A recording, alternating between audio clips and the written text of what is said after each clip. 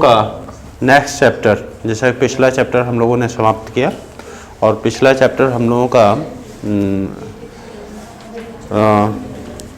विद्युत चुंबकीय प्रेरण था। ठीक है, तो पिछला चैप्टर हम लोगों ने विद्युत चुंबकीय प्रेरण को समाप्त किया और जिसमें यह बताया गया कि जैसे कोई अगर हम परिवर्ती चुंबकीय क्षेत्र में, ठीक है, परिवर्ती चुंबकीय क्षेत्र में अगर हम कोई चालक क्षण को ले जाएं या किसी कुंडली को रखें तो उनमें क्या होता है, प्रेरित विद्युत वाहक बल अथवा प्रेरित धारा उत्पन्न हो जाती है।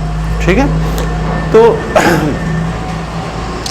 अब हमें क्या करना है, नेक्स्ट चैप्टर जो है हम लोगों का प्रत्यावर्ती धारा का है और ये प्रत्यावर्ती धारा में प्रत्यावर्ती धारा है क्या, तो प्रत्यावर्ती धारा एक ऐसी धारा है जिसका जो मान होता है वह मान कह लिया जाए धारा और वोल्टेज दोनों का मान समय के साथ लगातार क्या होता है, परिवर्तित होता रहता है ना, लगातार परिवर्तित होता रहता है।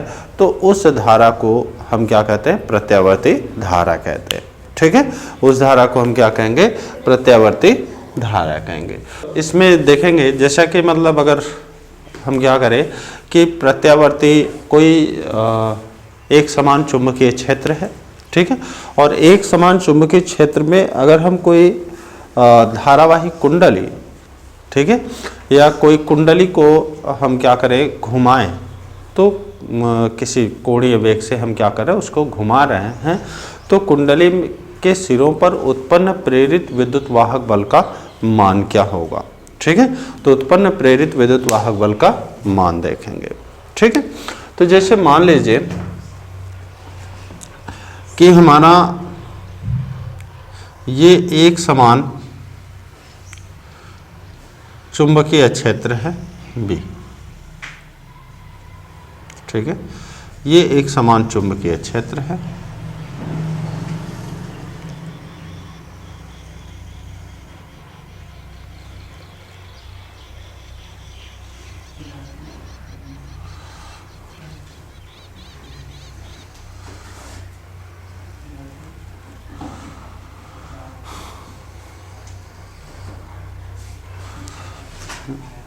क्वेश्चन हमसे क्या पूछेगा, क्वेश्चन हमसे पूछेगा कि एक समान चुंबकीय क्षेत्र में ओमेगा कोणीय वेग से घूमते हुए किसी कुंडली के सिरों पर उत्पन्न प्रेरित विद्युत वाहक बल के लिए व्यंजक प्राप्त कीजिए।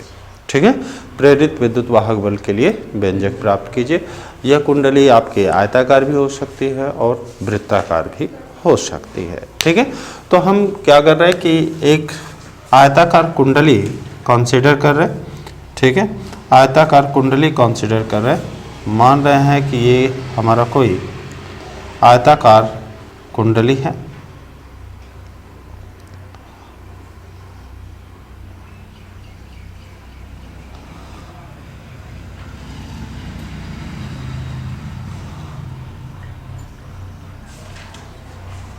आयताकार कुंडली है, नाम दे लेते हैं इनका, तो ये आयताकार कुंडली है PQRS और वह एक समान चुंबकीय क्षेत्र B में, एक समान चुंबकीय क्षेत्र B में ओमेगा कोणीय वेग से, ठीक है, ओमेगा कोणीय वेग से जो है इनके अक्ष के परितः क्या किया जा रहा है, घुमाया जा रहा है। ठीक है, तो ये इनका जो अक्ष है, ये कुंडली का अक्ष है और इसे क्या किया जा रहा है, ओमेगा कोणीय वेग से, ठीक है, ओमेगा कोणीय वेग से एंटी क्लॉकवाइज या दक्षिणावर्त हम इन्हें क्या कर रहे हैं, घुमा रहे हैं। ठीक है, तो जब चुंबकीय क्षेत्र में इस कुंडली को हम क्या कर रहे हैं कि जब घुमाएंगे तो होगा क्या कि कुंडली से बद्ध चुंबकीय फ्लक्स में हमारा क्या होगा, परिवर्तन होगा। ठीक है, कुंडली से बद्ध चुंबकीय फ्लक्स में परिवर्तन होगा, जिससे हमारा क्या होगा कि इस कुंडली में एक प्रेरित विद्युत वाहक बल उत्पन्न हो जाएगा और इसी प्रेरित विद्युत वाहक बल की हमें क्या करनी है, गणना करनी है, या प्रेरित विद्युत वाहक बल हमें क्या करना है, निकालना है। ठीक है, तो मान लेते हैं कि जो एक समान चुंबकीय क्षेत्र है, एक समान चुंबकीय क्षेत्र में जो हम आयताकार कुंडली घुमा रहे हैं उसकी जो अक्ष है किसी क्षण चुंबकीय क्षेत्र की दिशा से हमारा क्या कर रहा है, थीटा कोण बना रहा है। इसके द्वारा बनाया गया जो कोण है वह हमारा कितना है, थीटा है। ठीक है, कुंडली की अक्ष से ये जैसे देखा जाए तो इसे जब हम ओमेगा कोण से रोटेट कर रहे थे, घुमा रहे थे, तो ये इनका किसी क्षण अगर हम कह लें कि जो इनकी अक्ष है, ठीक है, इनकी जो अक्ष है वह चुंबकीय क्षेत्र की दिशा से क्या कर रहा है, चुंबकीय क्षेत्र की दिशा से हमारा थीटा कोण बना रहा है। ठीक है, चुंबकीय क्षेत्र की दिशा से ये क्या कर रहा है, थीटा कोण बना रहा है। थोड़ा सा इसको हम शिफ्ट कर दे रहे हैं ताकि एंगल कंसीडरेशन में आपको समस्या ना हो। ठीक है, तो ये चुंबकीय क्षेत्र आपका बी था और ये इसका क्या है, कुंडली की अक्ष है जो कि किसी क्षण इसके साथ क्या कर रहा है, थीटा एंगल का कोण बना रहा है जब इसे हम रोटेट कर रहे हैं तो। ठीक है, तो रोटेट कर रहे हैं तब इसमें जो एंगल बना रहा है इसकी अक्ष चुंबकीय क्षेत्र के साथ वह कितना है, थीटा है। ठीक है, तो देखा जाए कि इस कुंडली से बद्ध उस क्षण बद्ध चुंबकीय फ्लक्स कितना है। ठीक है, तो चुंबकीय फ्लक्स अगर हम देखेंगे तो चुंबकीय flux phi B is equal to कितने का होगा, वेक्टर बी और डॉट वेक्टर कितने का होगा, ए के होगा। ठीक है, जहाँ ए क्या है, कुंडली का क्षेत्रफल वेक्टर हो गया और बी क्या है, चुंबकीय क्षेत्र वेक्टर है। तो scalar by the definition of scalar multiplication phi B will be equal to कितने के, बी ए कॉस थीटा के, वेर थीटा हमारा क्या है, वेक्टर बी और वेक्टर ए के बीच का क्या है, कोण है। क्लियर है, तो ये इतना है। अब देखा जाए कि हमें क्या करना है, जब प्रेरित विद्युत वाहक बल निकालना है तो हमें यह देखना होगा rate of change of flux. ठीक है, rate of change of flux निकालना पड़ेगा, यानी कि दोनों तरफ हम इसे क्या करेंगे, टी के सापेक्ष डिफरेंशिएट करेंगे। ठीक है, तो टी के सापेक्ष डिफरेंशिएट करेंगे तो इधर क्या मिल जाएगा, डी फाई बी ओवर कितने के, डी टी। ठीक है, और इधर आपका क्या होगा, बी ए, ये दोनों तो कांस्टेंट है। ठीक है, और यहाँ पे हम क्या करेंगे, D over D T of यहाँ पे कितने के, कॉस थीटा के। ठीक है, अब यहाँ पे देख रहे हो कि ये थीटा क्या होगा, तो जैसे ये इनको कह रहा है कि ओमेगा कोणीय वेग से ये क्या कर रहा है, घूम रहा है ना, तो इनका एंगुलर वेलोसिटी कितनी है, ओमेगा। ठीक है, और कोणीय एन इंस्टेंट टी इनका कोणीय डिस्प्लेसमेंट हमारा कितना है, थीटा है। तो ओमेगा इज इक्वल टू कितने होगा, थीटा अपॉन टी होगा या नहीं, यानी कि यहाँ से आप निकाल सकते हो कि therefore theta is equal to कितने हो जाएगा, तो ओमेगा इंटू क्या हो जाएगा, टी के बराबर हो जाएगा। क्लियर है, तो ये जहाँ पे थीटा है उसके जगह पे हम क्या लिख सकते हैं, ओमेगा इंटू टी लिख सकते हैं। तो यहाँ से आपको मिल जाएगा कि डी फाई बी ओवर कितने के, D T is equal to कितने हो जाएगा, बी ए, यहाँ पर हो जाएगा D over D T of cos omega T. Clear है, कॉस का डिफरेंशिएशन माइनस ना, तो माइनस हो जाएगा बी ए, यहाँ पर क्या आ जाएगा, साइन ओमेगा टी। ठीक है, और ओमेगा टी को एक बार और डिफरेंशिएशन करेंगे तो टी का डिफरेंशिएशन टी के रिस्पेक्ट में करेंगे तो 1 और ओमेगा मल्टीप्लाई में आ जाएगा, तो ये हो जाएगा बी ए ओमेगा साइन ओमेगा टी होगा। यह आपका क्या हो गया, फ्लक्स परिवर्तन की दर है, rate of change of flux है। ठीक है, चुंबकीय फ्लक्स परिवर्तन की दर।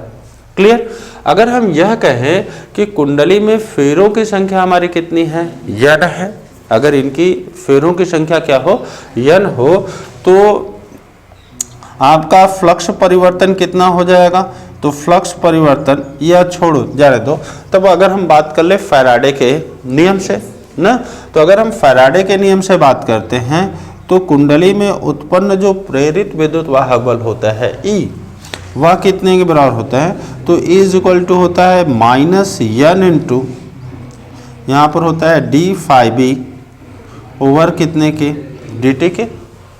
ठीक है, ये इतने के होता है और D phi B over dt का मान हम ऊपर से उठा के रख दें। तो जैसे ही रखेंगे तो E इज इक्वल टू आपको मिल क्या जाएगा? तो ये हो जाएगा n a b omega minus minus क्या हो जाएगा? प्लस, और यहाँ पे क्या हो जाएगा? Sine omega t। क्लियर है?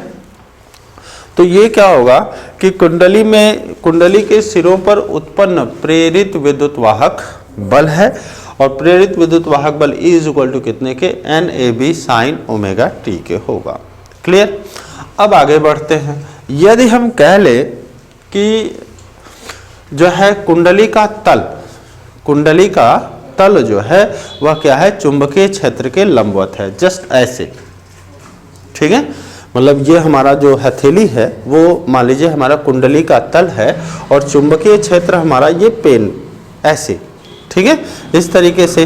तो ये तल जो है क्या है? चुंबकीय क्षेत्र के लंबवत है, और जब लंबवत है तो जो क्षेत्रफल वेक्टर होगा वह क्षेत्र के क्या हो जाएगा? समांतर हो जाएगा। क्षेत्रफल जैसे ये रेड मार्कर हो गया तो ये मान लीजिए कि क्षेत्रफल वेक्टर है, तो यह दोनों क्या हो जाएंगे? एक दूसरे के समांतर हो जाएंगे। ठीक है, तो जब समांतर होंगे तो वहां पे थीटा इज इक्वल टू क्या होगा? 0 होगा। थीटा इज इक्वल टू 0 होगा, यानी कि omega T is equal to कितने के? 0 के।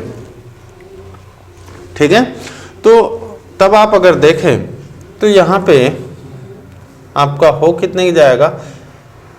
E अगर तल के लंबवत है तो लंबवत है तो उस कंडीशन में E must be equal to 0।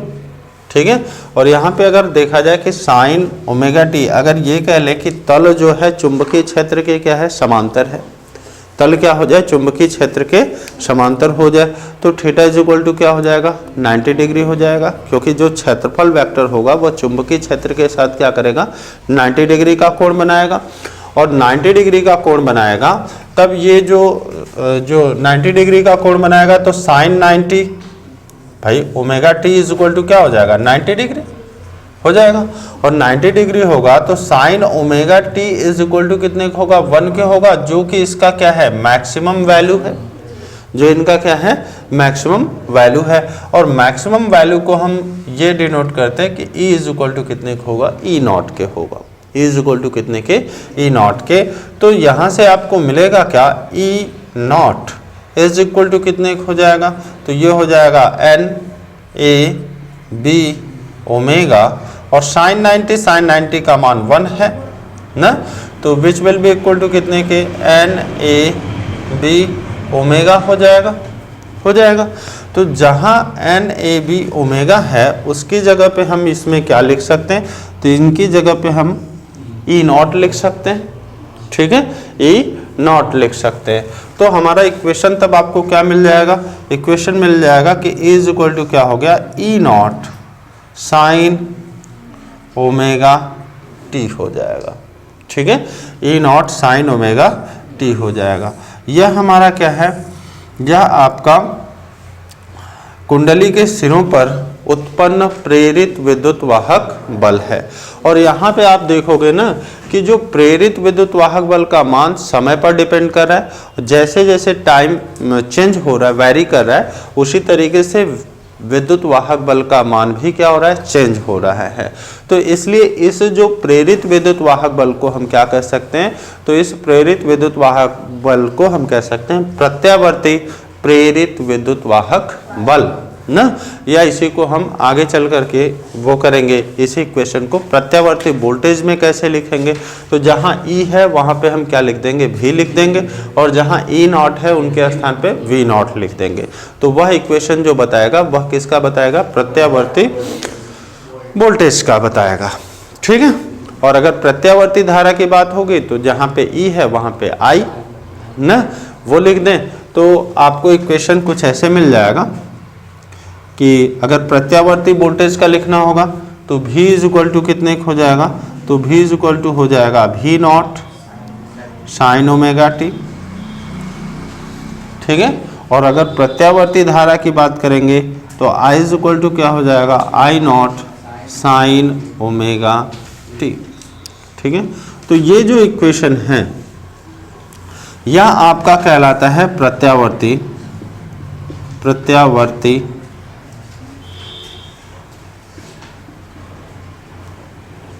धारा, ठीक है, प्रत्यावर्ती धारा। और ये जो समीकरण दिया जा रहा है इसको हम लोग कहते हैं प्रत्यावर्ती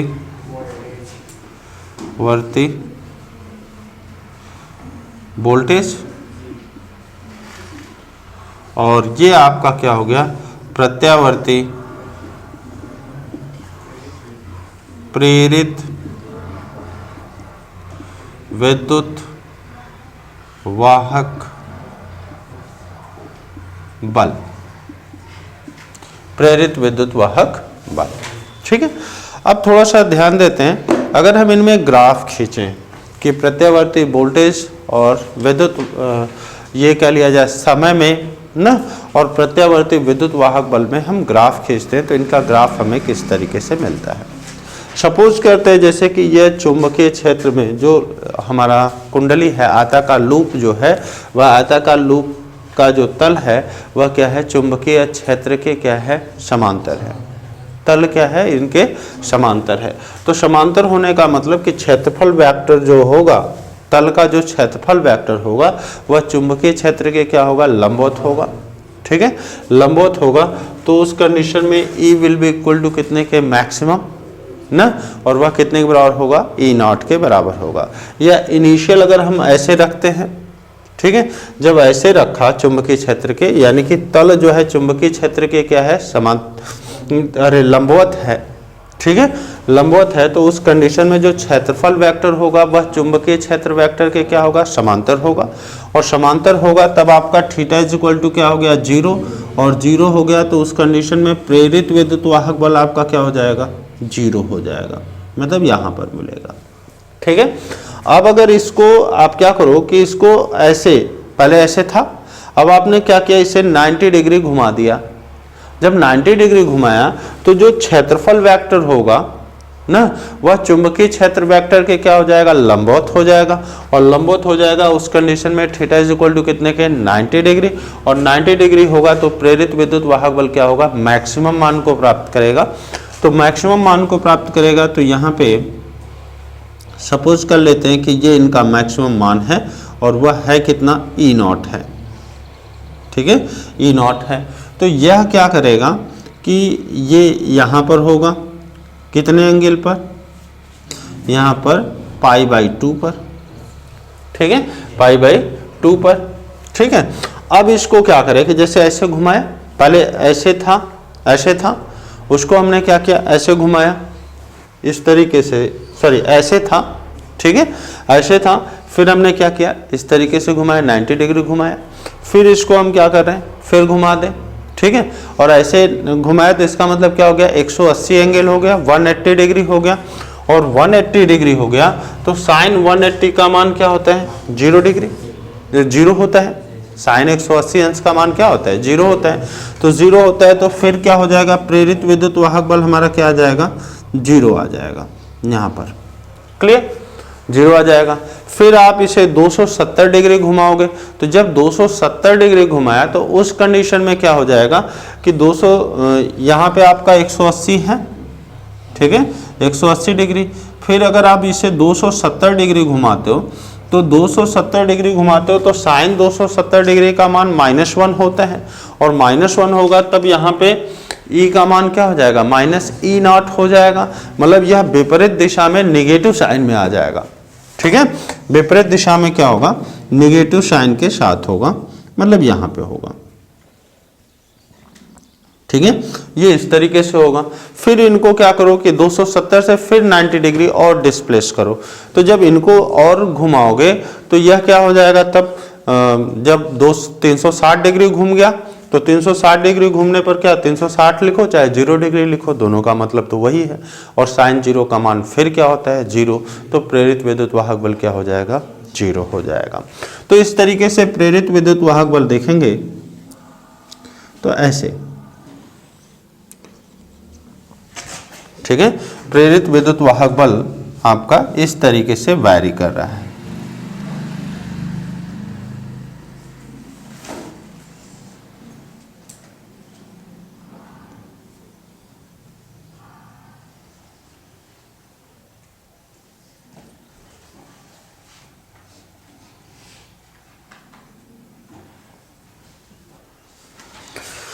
ठीक है, यहाँ पर आप देखोगे तो ये इनका क्या है मैक्सिमम मान है π/2 पर ना, जो कि समय के साथ क्या हो रहा है लगातार प्रेरित विद्युत वाहक बल का मान बदल रहा है।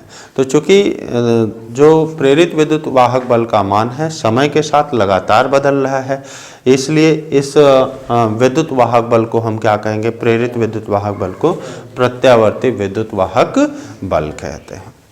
ठीक है, और प्रत्यावर्ती विद्युत वाहक बल के लिए समीकरण क्या हो गया, तो समीकरण हो गया E = E0 sin ωt के। ठीक है, यह इतने के हुआ।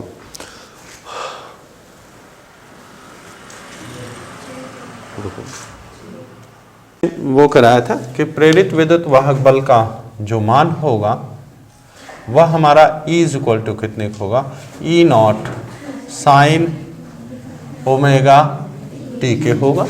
ठीक है, जहाँ पे आपको हमने ये बताया था कि E0 है क्या, तो E0 जो होता है प्रेरित विद्युत वाहक बल का शिखर मान है।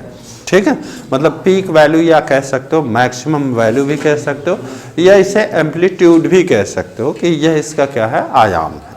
क्लियर, और इनकी वैल्यू हमने आपको दिखाया था कि इनकी वैल्यू कितने के बराबर होता है, तो वो होता है NAB ओमेगा के बराबर होता है। ठीक है, जहाँ पे n क्या था, नंबर ऑफ क्वाइल्स था, मतलब फेरों की संख्या, A उस क्वाइल का जो अनुप्रस्थ काट का क्षेत्रफल है, एरिया ऑफ क्रॉस सेक्शन कह सकते हो, B मैग्नेटिक फील्ड है, और ओमेगा क्या है, एंगुलर वेलोसिटी है, कोणीय वेग है। ठीक है, इसके बारे में इतनी चीज़ें हम लोग चर्चा कर चुके थे। साथ ही साथ हमने बताया था कि जैसे ये तो हमने प्रेरित विद्युत वाहक बल की बात की, अगर हम बात करें कि प्रेरित विभवांतर का ना प्रत्यावर्ती विभवांतर, तो प्रत्यावर्ती विभवांतर का जो समीकरण हो जाएगा विभव का, ठीक है, प्रेरित विद्युत विभव का समीकरण जो होगा वह क्या हो जाएगा, V = V0 sin ωt के होता है। ठीक है, और अगर प्रत्यावर्ती धारा का इक्वेशन निकालें या लिखें तो प्रत्यावर्ती धारा का समीकरण हमारा क्या हो जाएगा, I = I0 sin ωt के होगा। ठीक है, यह आपका क्या था, प्रत्यावर्ती धारा का समीकरण है, ये प्रत्यावर्ती वोल्टेज का समीकरण है। ठीक है, और यह आपका क्या है, प्रेरित विद्युत वाहक बल का, प्रत्यावर्ती प्रेरित विद्युत वाहक बल का समीकरण है। क्लियर है। अब आगे जैसे हम लोग देखेंगे कि इनसे कुछ रिलेटेड कुछ परिभाषाएं देखेंगे कि इनसे रिलेटेड परिभाषाएं क्या क्या हैं। जैसे सबसे पहला आता है कि आयाम।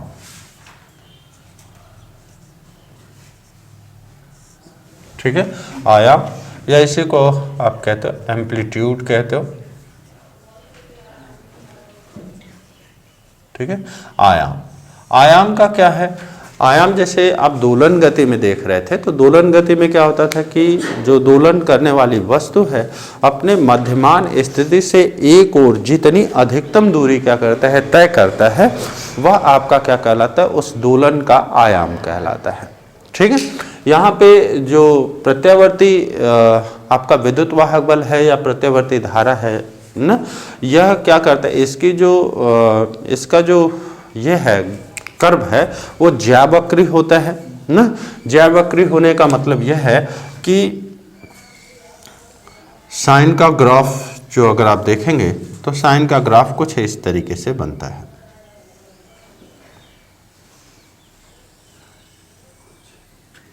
ठीक है, ये इस तरीके का बनेगा। ठीक है, ज्यावक्री होता है, मतलब यह अपना क्या कर रहा है कि मध्यमान मिड पॉइंट से क्या कर रहा है, इधर उधर क्या कर रहे हैं, यह एक प्रकार का दोलन कर रहा है, ऑसिलरेट कर रहा है। ठीक है, तो ऑसिलरेट कर रहा है तो यह भी एक ऑसिलेशन है, दोलन है ना, तो दोलन है, तो इसका जो है कह दिया जाए कि इसके मध्यमान स्थिति से एक और चली गई जो मैक्सिमम दूरी होगी, वही इसका क्या कहलाता है, एम्पलीट्यूड कहलाता है या आयाम कहलाता है। ठीक है, आयाम कहलाता है। और मैक्सिमम वैल्यू मिलेगी कैप, ठीक है, तो मैक्सिमम वैल्यू के लिए कल ही हमने बताया था कि ये जो ओमेगा टी की वैल्यू है यह कितने के बराबर हो जाए, 90 डिग्री के बराबर हो जाए, तो साइन का मान क्या हो जाएगा, मैक्सिमम हो जाएगा, और तब E max is equal to कितने हो जाएगा, तो E max is equal to हो जाएगा ई नॉट साइन 90, और साइन 90 का मान 1, then this will be equal to कितने के, ई नॉट के। ठीक है, या हम प्रत्यावर्ती वोल्टेज में देखेंगे तो वह क्या हो जाएगा, भी नॉट हो जाएगा, और प्रत्यावर्ती धारा में देखेंगे तो वह क्या हो जाएगा, आई नॉट हो जाएगा। तो आप ई नॉट, भी नॉट और आई नॉट यह क्या है, क्रमशः प्रत्यावर्ती विद्युत वाहक बल, प्रत्यावर्ती वोल्टेज अथवा प्रत्यावर्ती धारा के क्या है, शिखर मान है, पीक वैल्यू है, और इसी पीक वैल्यू को ही हम यहाँ पे क्या कह देते हैं, एम्पलीट्यूड कह देते हैं, आयाम कह देते हैं। क्लियर, तो ये एक और जो इनका मैक्सिमम डिस्टेंस है, मैक्सिमम वैल्यू है प्रत्यावर्ती वोल्टेज की, यही आपका क्या कहलाता है, इनका एम्पलीट्यूड कहलाता है, और इसकी वैल्यू कितने के बराबर होगी, तो ई नॉट के बराबर होगी। क्लियर है, और ई नॉट की वैल्यू तो हमने पहले ही दिखाया है कि ई नॉट इज इक्वल टू है कितने के, एन ए बी ओमेगा के बराबर है। क्लियर, फिर उसके बाद एम्पलीट्यूड के बाद आता है इनका कि पीरियोडिक टाइम ना, आवर्त काल। ठीक है, आवर्त काल, आवर्त काल, पीरियोडिक टाइम।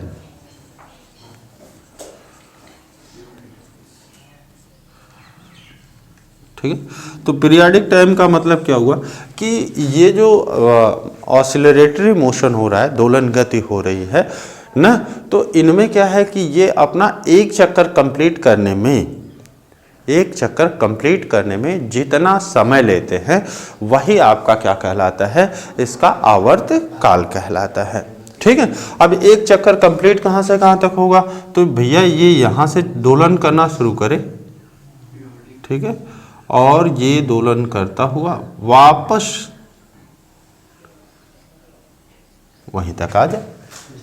ठीक है, तो यह इनका दोलन क्या हो जाएगा, एक कंप्लीट दोलन हो जाएगा, और इस कंप्लीट दोलन करने में जो लिया गया समय होता है वही क्या कहलाता है, पीरियोडिक टाइम या आवर्त काल कहलाता है। ठीक है, अब अगर देखा जाए तो यहाँ से यहाँ तक मैक्सिमम कितना मिला है, π/2, यहाँ पे देखेंगे तो पाई, यहाँ पे आएंगे तो 3π/2, ठीक है, और यहाँ पे आएंगे तो क्या हो जाएगा, 2π हो जाएगा। यानी कि एक चक्कर लगाने में यह कितना कोणीय दूरी चल रहा है, एंगुलर डिस्प्लेसमेंट कितना है, तो वह 2π का एंगुलर डिस्प्लेसमेंट है। ठीक है, एंगुलर डिस्प्लेसमेंट कितने का है, 2π रेडियन का है। क्लियर है, तो अगर हम आवर्तकाल की बात करें तो आवर्तकाल t बराबर होगा कितने के, angular displacement, angular displacement upon angular velocity, velocity, ठीक है, कोणीय वेग। क्लियर, तो यहां से अगर आप देखोगे तो t इज इक्वल टू आपको मिल कितने की जाएगा, भैया कितनी कोणीय दूरी चल रहा है, 2π। ठीक है, 2π हो गया, और एंगुलर वेलोसिटी कितनी है, ओमेगा है, तो आवर्तकाल t इज इक्वल टू कितने हो जाएगा, 2π अपॉन ओमेगा के हो जाएगा। क्लियर है, इसका यूनिट क्या हो जाएगा, तो आवर्तकाल है, काल मतलब समय हुआ, और समय का मात्रक क्या होता है, सेकंड होता है ना, तो इनका मात्रक क्या हो जाएगा, सेकंड हो जाएगा। क्लियर है, इनका यूनिट क्या हो जाना है, सेकंड हो जाना है। ठीक, अब आगे देखेंगे तो आगे हम लोग देखेंगे आवृत्ति कि इनकी आवृत्ति क्या होती है, आवृत्ति दैट इज फ्रीक्वेंसी। ठीक है, तो हम लोग बात करेंगे आवृत्ति की।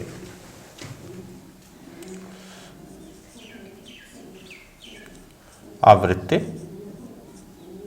That is frequency.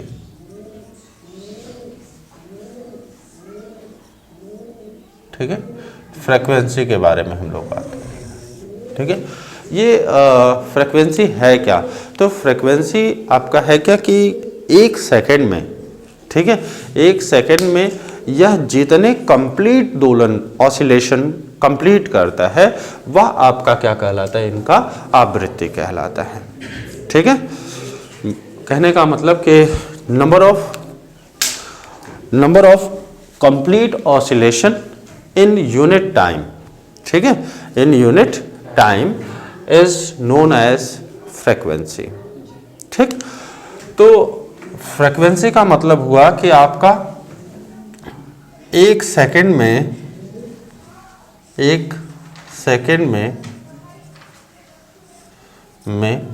पूर्ण दोलनों की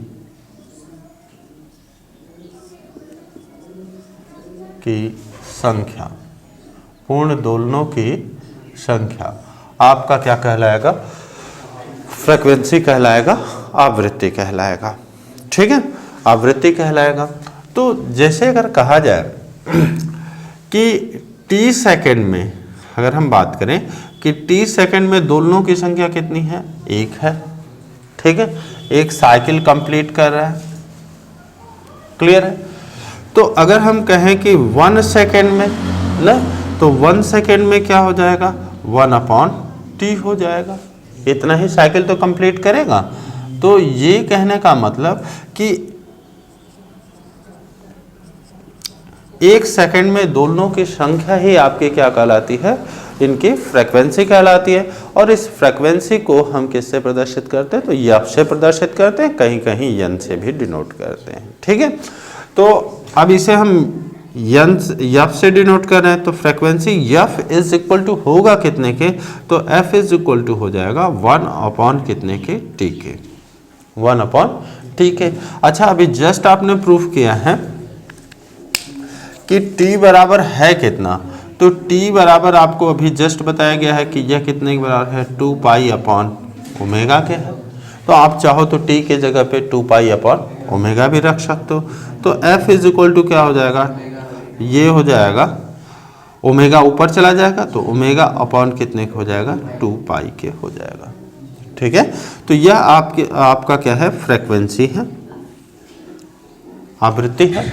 और आवृत्ति का यहाँ पे मात्रा क्या होना है? तो प्रति सेकंड होना है, प्रति सेकंड ना, या तो इसी को हम क्या कह देंगे? हर्ट्ज कह देंगे कि आवृत्ति का दूसरा मात्रक आपका क्या होना है? प्रति सेकंड, या फिर इसी को आप हर्ट्ज कहते हो।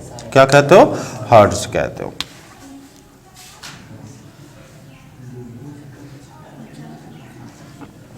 ठीक है, तो आवृत्ति का मात्रक आपका क्या हो गया? हर्ट्ज हो गया। ठीक है, उसके बाद होता है तात्क्षणिक। ठीक है, तात्क्षणिक जो है, तात्क्षणिक मान ना, प्रत्यावर्ती वोल्टेज या प्रत्यावर्ती धारा का जो है क्या करना? तात्क्षणिक मान बताना। तो ये जो E है या V है या I है, यह क्या करता है कि प्रत्यावर्ती धारा के तात्क्षणिक मान को क्या करता है? रिप्रेजेंट करता है। यहाँ पर हम T का मान चेंज करते जाए तो हमें क्या मिल जाएगा? उनका तात्क्षणिक मान मिलता चला जाएगा। ठीक है, तात्क्षणिक मान मिलता हुआ चला जाएगा। फिर बात आती है कला की ना, कि इनका कला क्या होता है, फेज क्या होता है। तो ये जो साइन का कोणांक है, इसे हम क्या कहते हैं? कोणांक कहते हैं। ठीक है, ये आपका जो कोणांक है यही इनका क्या कहलाता है? कला कहलाता है, कोणांक ना। और यह करता क्या है? यह क्या बताता है? तो यह उस क्षण उनकी कोणीय स्थिति और साथ ही साथ जो धारा है या वोल्टेज ना, उनके जो है क्या करता है? उनके वैल्यू को बताता है, उनके मैग्नीट्यूड को बताता है, साथ ही साथ उनके डायरेक्शन को भी क्या करता है? बताता है। ठीक है, तो ये कोणांक आपको क्या बताएगा? उनका जो है प्रत्यावर्ती धारा ना, अथवा प्रत्यावर्ती वोल्टेज कि जो है उस क्षण उनके मान व दिशा को क्या करता है, प्रदर्शित करता है। तो यह इनका क्या है, यह जो गुणांक है यही इनका क्या कहलाता है, कला कहलाता है। ठीक है, कला कहलाता है। आगे इसी क्रम में आगे हम लोग देखेंगे जो मैक्स जो बहुत ज़्यादा इम्पोर्टेंट होगा, और वो है क्या कि प्रत्यावर्ती धारा का माध्यमान अथवा औसत मान। ठीक है, प्रत्यावर्ती धारा का माध्यमान अथवा औसत मान देखेंगे। चलिए देखते। तो हम लोगों को देखना है प्रत्यावर्ती धारा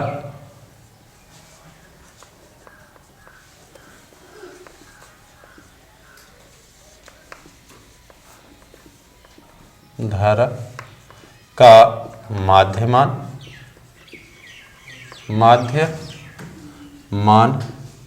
न अथवा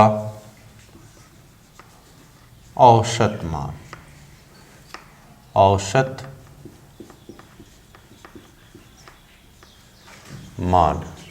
ये चीज हम लोगों को देखना है कि इनका माध्यमान क्या होगा और औसत मान क्या होगा। ठीक है, औसत मान क्या होगा। तो या फिर क्वेश्चन आपसे पूछता है कि सिद्ध कीजिए कि, ठीक है, मतलब प्रत्यावर्ती धारा या प्रत्यावर्ती वोल्टेज का जो औसत मान है एक पूर्ण साइकिल के लिए क्या होता है, 0 होगा। ठीक है, और अर्ध साइकिल के लिए प्रत्यावर्ती धारा का मान ना, प्रत्यावर्ती धारा का माध्य मान जो होगा Im is equal to 0.637 I naught या V नॉट के क्या होता है, बराबर होता है। ठीक है, तो ये चीज हमको देखना है ना। तो हम लोगों को देखना है प्रत्यावर्ती धारा का औसत मान देखना है। ठीक है, तो जैसा कि अभी जस्ट बताया गया कि प्रत्यावर्ती धारा का समीकरण कितना है, तो प्रत्यावर्ती धारा का समीकरण हमारा क्या है, I इज इक्वल टू कितने के है, I not sign omega T के है। ठीक है, साइन ओमेगा टी के है। अब हमें क्या करना है कि इनका औसत मान निकालना है। तो औसत मान निकालना है का मतलब कि ये कंप्लीट चक्कर में यह कितना एरिया कवर कर रहा है ना। अगर हम इसको माने कि ये धारा है तो धारा का भी तो ग्राफ ऐसा ही होगा। और इसका समीकरण हमारा कितना है, तो इसका समीकरण है I इज इक्वल टू कितने के, I not sign omega T के बराबर है। ठीक है, तो हमें देखना क्या होगा कि यह जो है क्या कर रहा है कि एक साइकिल पूरा करने में, ठीक है, एक साइकिल पूरा करने में यह कितना एरिया कवर कर रहा है। ठीक है, और जितना एरिया कवर कर रहा है उसमें हम क्या करें, अगर समय का भागा दे दें, ठीक है, समय t का भागा दे दें, तो यह क्या बताएगा, प्रत्यावर्ती धारा का औसत मान बताएगा। ठीक है, औसत मान बताएगा। लेकिन पूर्ण साइकिल के लिए बात कर रहे हैं तो पूर्ण साइकिल के लिए औसत मान बताएगा, आधे साइकिल की बात करेंगे तो आधे के लिए बताएगा। ठीक है, आधे के लिए बताएगा। ठीक है, तो जैसे अगर हम पूर्ण साइकिल की बात करें, पहले तो हमें यह दिखाना है कि जो धारा का औसत मान होता है एक पूर्ण साइकिल के लिए वह कितना होता है, 0 होता है। ठीक है, ये चीज शो करना है। तो हमें इस धारा का क्या करना होगा, औसत मान निकालना होगा। अब समझने वाली बात यह है कि जैसे अगर आपको ये यहाँ पे इनका एरिया ज्ञात करना है, तो एरिया ज्ञात करना है तो इसके लिए आप जब मैथमेटिक्स में जाएंगे तो मैथमेटिक्स में आपको ये बताया जाता है कि भाई आप एक स्ट्रिप ड्रॉ कर लेंगे और स्ट्रिप ड्रॉ करने के बाद आप इनका इस तरीके के कई स्ट्रिपों में बांट करके फिर उन्हीं सभी स्ट्रिपों को सम कर दीजिए, या तो फिर इनका इंटीग्रेशन मेथड से क्या कीजिए कि इनके बीच का एरिया आप क्या कर सकते हैं, फाइंड कर सकते हैं। ठीक है, एरिया आप इनके बीच का एरिया क्या कर सकते हैं, फाइंड कर सकते हैं। क्लियर।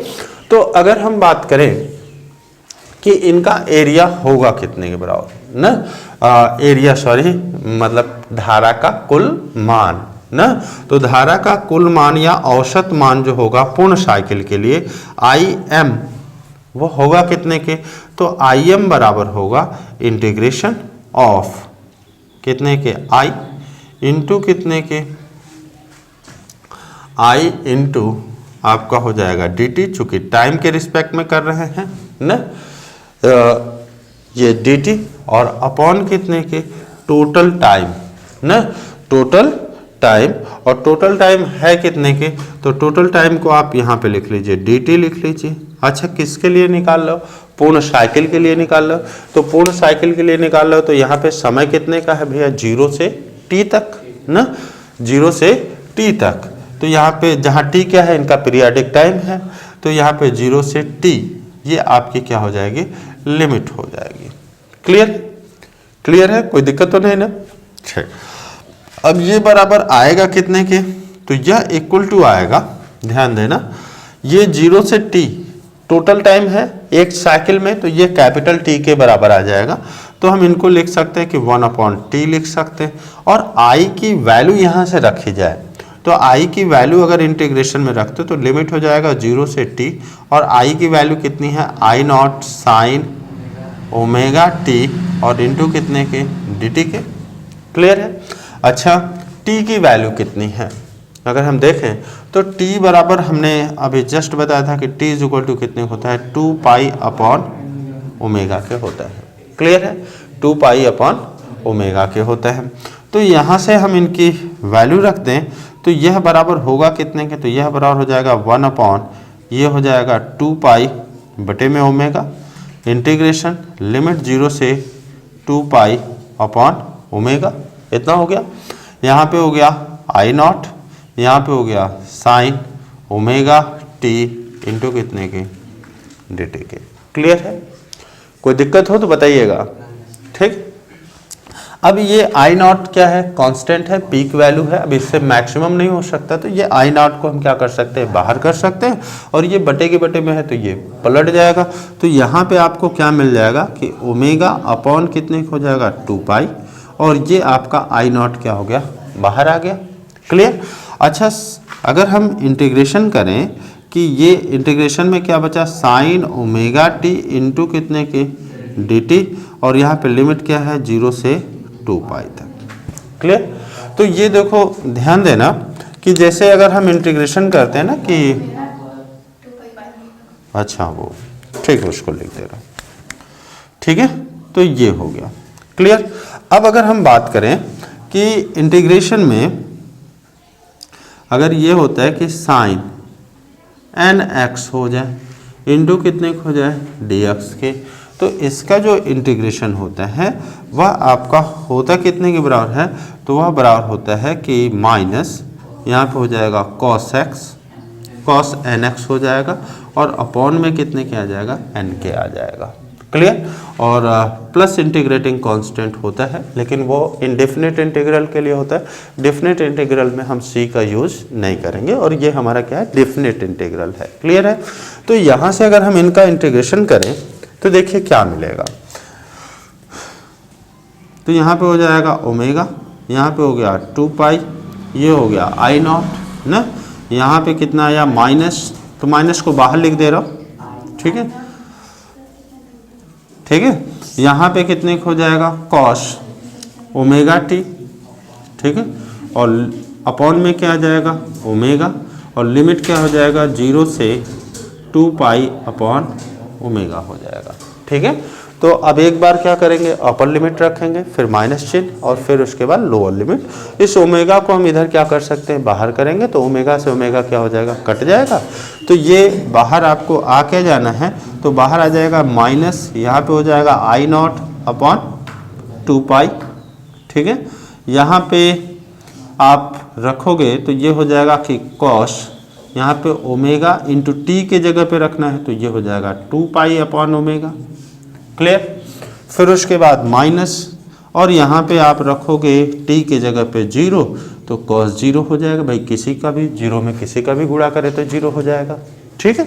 अब यहाँ से देखोगे तो ये ओमेगा से ये ओमेगा कट गया, तो यहाँ पे आपको क्या मिल जाएगा कि माइनस, यहाँ पे हो गया I0, यहाँ पे आपका 2 पाई। ठीक है। यहाँ पे आपको मिल गया कि cos 2 पाई, cos 2 पाई का मतलब cos 0 अंश ना, और माइनस यहाँ पे cos 0 ऑलरेडी है ना, और cos 2 पाई का मान भी 1 होता है, cos 0 का भी मान 1 होता है ना, तो 1 होता है, यानी कि ये हो जाएगा कि minus I not upon 2 pi into क्या हो जाएगा 1 माइनस 1 इज इक्वल टू कितने के 0 के। ठीक है, तो अगर हम एक पूर्ण साइकिल के लिए देखें कि धारा का जो औसत मान होता है वह हमारा कितना होता है 0 होता है।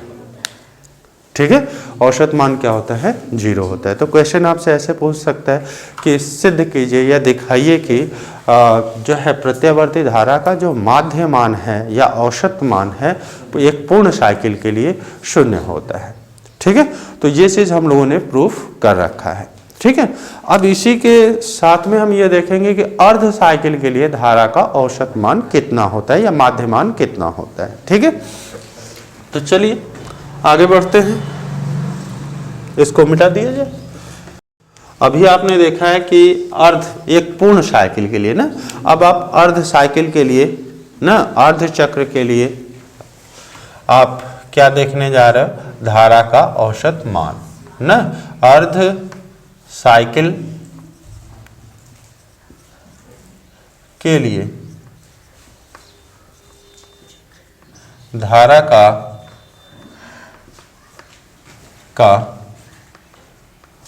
माध्य मान, ठीक है, मीन वैल्यू। ठीक है, mean value of current for half cycle.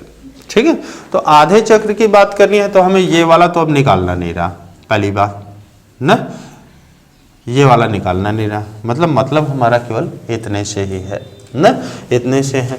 तो यहाँ पे जो समय लिमिट हम लोग रख रहे थे 0 से t, अब वहाँ पे क्या होगा, t ना होकर के हाफ t हो जाएगा, 0 से t ना होकर के हाफ t हो जाएगा। यानी कि अर्ध साइकिल के लिए धारा का जो औसत मान देखेंगे Im जो होगा वह कितने के बराबर हो जाएगा, तो 1/t/2 हो जाएगा। ठीक है, और यहाँ पे इंटीग्रेशन में क्या आ जाएगा, तो लिमिट हो जाएगी 0 से t/2 तक ना, और धारा आपका क्या हो गया I यहाँ पर हो गया इंटू dt। क्लियर, अब आपको पता है कि t इज तो होता है 2π/ω होता है, तो t/2 बराबर क्या हो जाएगा, π/ω हो जाएगा। और I का तो आपने मान देखा था प्रत्यावर्ती धारा का मान कि I इज कितने के है, I0 sin ω/t के बराबर है। ठीक है, तो ये वैल्यूज हम वहाँ पे क्या करें, सब्सटीट्यूट कर ले ना, तो सब्सटीट्यूट करेंगे तो ये Im इज कितने हो जाएगा, तो ये हो जाएगा ω/π/t/2 का मान रख रहे हैं। और इंटीग्रेशन में क्या हो जाएगा, लिमिट 0 से यहाँ पर हो जाएगा π/ω हो जाएगा। ठीक है, और यहाँ पे हो जाएगा कि I0 sin ω/t इंटू कितने के dt के। क्लियर है, अब यहाँ से I0 बाहर और sin ω/t का अभी जस्ट आपको हमने इंटीग्रेशन बताया है, तो ये Im इज क्या हो जाएगा कि I0 अपॉन कितने के पाई, और इनका इंटीग्रेशन किया था तो आया था कि माइनस कॉस न ω/t अपॉन कितने के ओमेगा के। ठीक है, तो ओमेगा और माइनस दोनों को हम बाहर कर ले रहे हैं, तो इनटू में क्या आ जाएगा 1/ω आ जाएगा, और साइन यहाँ पे माइनस हो जाएगा, और लिमिट इनकी क्या हो जाएगी 0 से पाई अपॉन क्या हो जाएगा ओमेगा हो जाएगा। क्लियर है, सेम इसी तरीके का है, बस थोड़ा सा लिमिट में चेंजिंग हुई है। ठीक है, तो यहाँ से आप देखोगे तो इनका जो मीन वैल्यू होगा Im इज इक्वल टू क्या होगा, तो यहाँ ओमेगा से ओमेगा क्या हो जाएगा, कट जाएगा, ओमेगा से ओमेगा क्या होना है, कट जाएगा।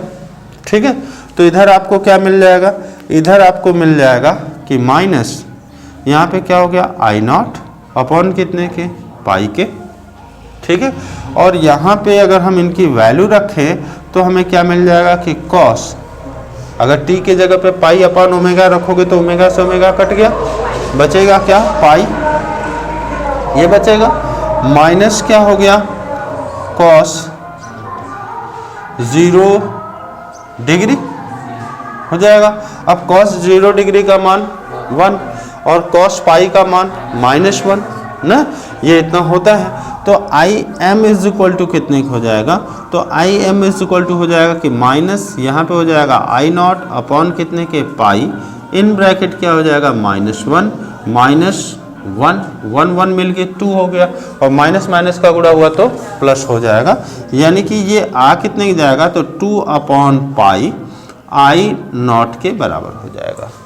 ठीक है, और 2 में जब हम पाई का भागा देते हैं तो इनका मान आता है 0.637 आता है ना, 0.637 आता है, यानी कि I M is equal to कितने हो जाएगा, तो ये हो जाएगा कि आप इसे लिख सकते हो कि 2 upon pi I naught, this is also equal to 0.637 I naught के। तो यह हमारा क्या होता है, अर्ध साइकिल के लिए धारा का औसत मान या माध्य मान है। क्लियर है?